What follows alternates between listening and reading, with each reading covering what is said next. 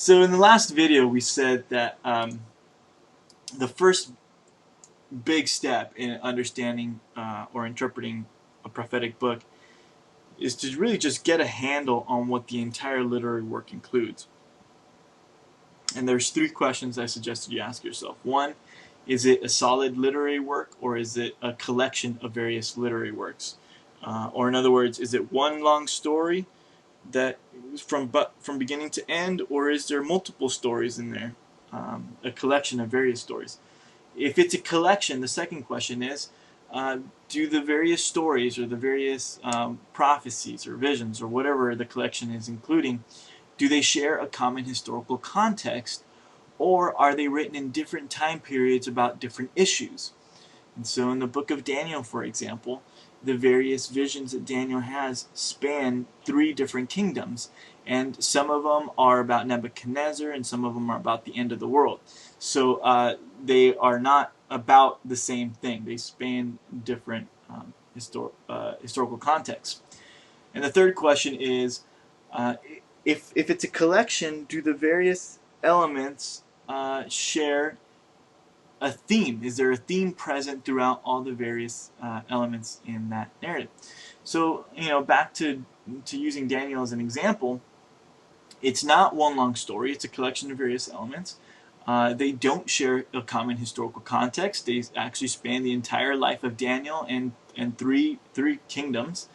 And then the last question is there a theme present? And on Daniel, I think there is. Daniel probably selected those various visions because they have a theme of God's sovereignty over human history.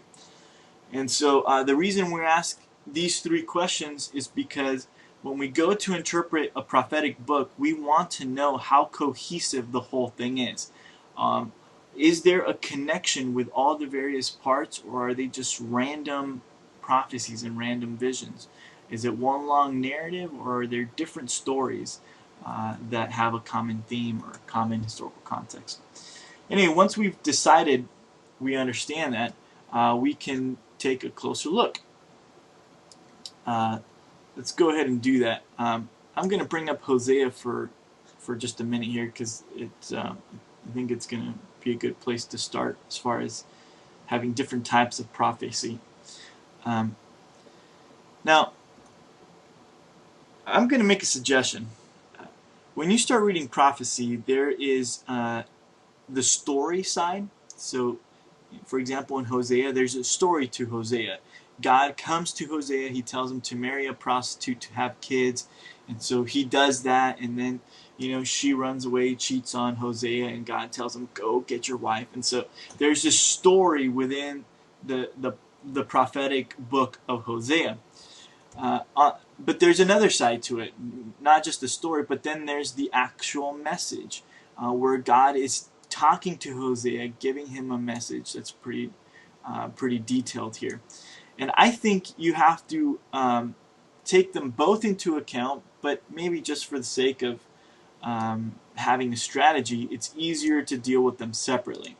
So when you read Hosea, we've already talked about how to read historical narratives. Read it from the perspective of a historical narrative. Get the basic gist of the story side of Hosea and understand that appropriately. Try and figure out what the author's point is, and then deal separately with the actual vision, the actual message. Now, to be a little more clear, a big reason why I'm suggesting you deal with them separately is because when you get to the actual message, it's really tough to understand. There'll be a lot of history, there's going to be a lot of poetry you have to work through, and so sometimes it's easier to deal with the message side separately than the story side. Anyway, that's I'll say about that.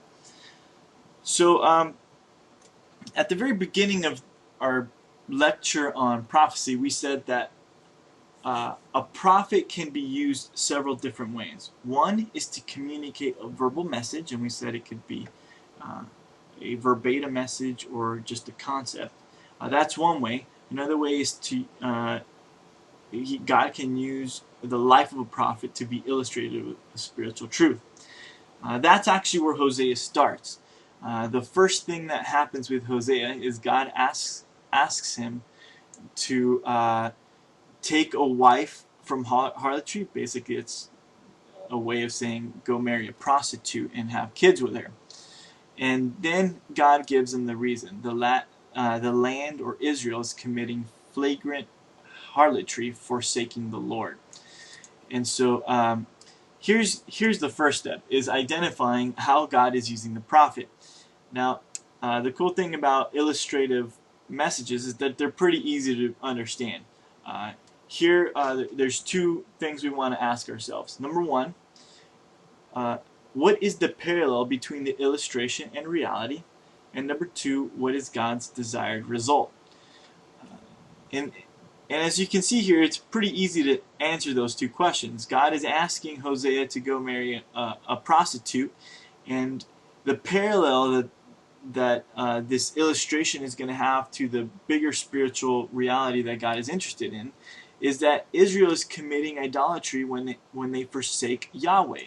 And so that's the parallel.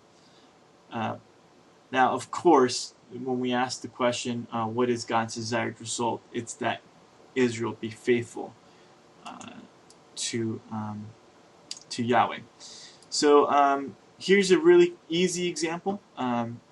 We've got an illustrative type of message here, and then we saw the parallel between the illustration and the spiritual reality, and then it was not very difficult to figure out what God wants us to get out of that. Good. Let me give you one more example here.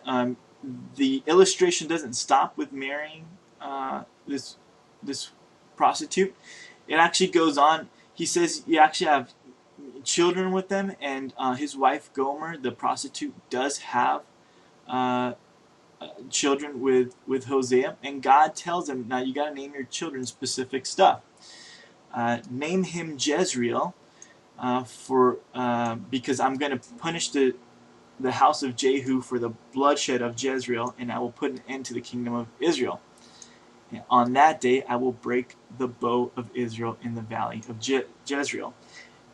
Hopefully, at this point, you're confused. And I want you to be confused, because this is why I think it's so important that you have access to commentaries. If you don't know the history of Israel, you're not going to understand either the parallel between the illustration and reality, or what God wants out of this. I'm going to tell you what it is here just because I'm trying to give you an example of how to do this. If you were to look up Jezreel, actually I wonder, it's not going to pull it up here. Jezreel is an area.